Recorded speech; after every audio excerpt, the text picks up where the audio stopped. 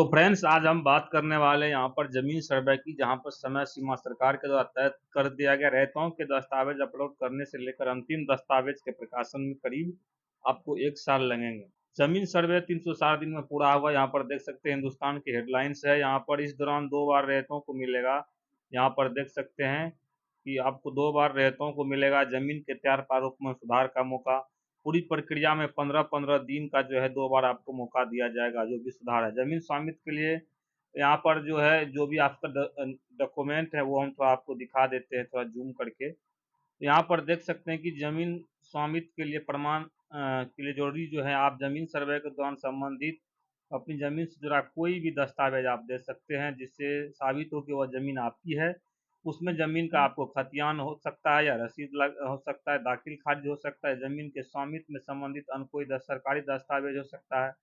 अमूमन जमीन की प्रकृति जो है यहाँ प्रकृति के आधार पर इसके लिए 3 तरह के साक्ष्य हैं। पुश्तैनी होती है, जमीन का खतियान खरीदी गई जमीन का डीड या रजिस्ट्री दस्तावेज, और जमीन यदि सरकार से आपको मिली है तो उसका भी आपको वासीगत पर्चा आपको देना होगा।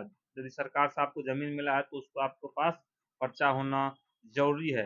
11 कार्य समय सीमा यहाँ पर देख सकते हैं। शुरुआती 30 दिनों में क्या सब होने वाला है उसको थोड़ा देख लें हम। क्या सभी चीज का यहाँ पर समय सीमा जो है तय कर दी गया। शुरुआती 30 दिनों में रैयतों से स्वघोषणा प्रमाण पत्र लिया जाएगा। वंशावली ग्राम सभा का आयोजन जो है सारा प्रक्रिया यहाँ पर किया जाएगा, देख सकते हैं। फिर उसके बाद जो 30 दिनों में किस्तवार जमीन का मैप निर्धारण, ग्राम सीमा का सत्यापन, हवाई सर्वेक्षण एजेंसी के स्तर से मानचित्र को अपडेट करना, सभी खातों का सत्यापन कर हर खेसरा की जो है नंबरिंग करना यहाँ पर। उसके बाद अगले 60 दिन 2 महीने क्या होने वाला है, खेसरा या रैयतवार स्वामित्व का निर्धारण, खेसरा के रकबा की पुष्टि में एवं त्रुटि का निराकरण करेगा।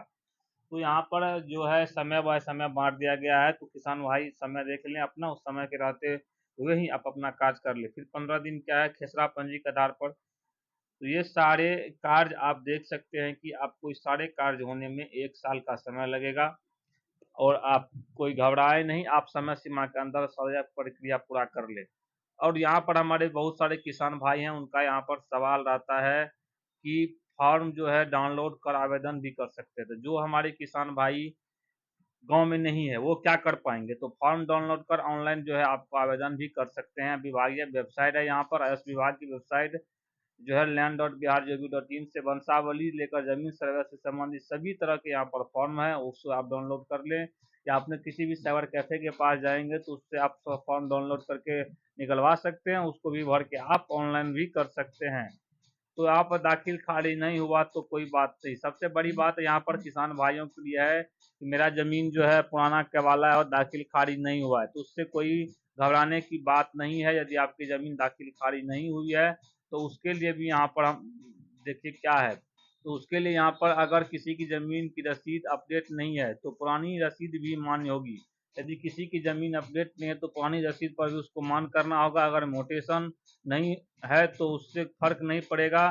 सर्वे कर्मी जमीन का सपोर्टिंग दस्तावेज तभी मांगेंगे जब पेश किए गए मुख्य दस्तावेज में या कमी होगी। तो पहले आपने दस्तावेज दिए, यदि उसमें कोई त्रुटि होगी तो ही आपको कोई सपोर्टिंग दस्तावेज मांगेंगे, अन्यथा आपको नहीं मांगा जाएगा। आपके पुराने केवाला आपके पुराने रसीद पर ही सर्वे हो जाएगा। तो किसी भी यहाँ पर किसान भाइयों को घबराने की जरूरत नहीं है। अगर जमीन से संबंधित कोई कागजात नहीं है तो उसे सर्वे कराने के पहले जो यहाँ पर जमीन के कागजी प्रमाण जुटा लेने होंगे। आपको कोई भी डॉक्यूमेंट सरकारी जो वैध डॉक्यूमेंट है आपकी जमीन के होना ही चाहिए।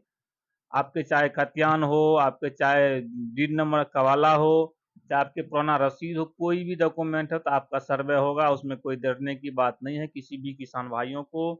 तो अपना समय रहते हुए करा लें, किसी भी दलाल के चक्कर में ना पड़े। तो गाइज यही जानकारी थी।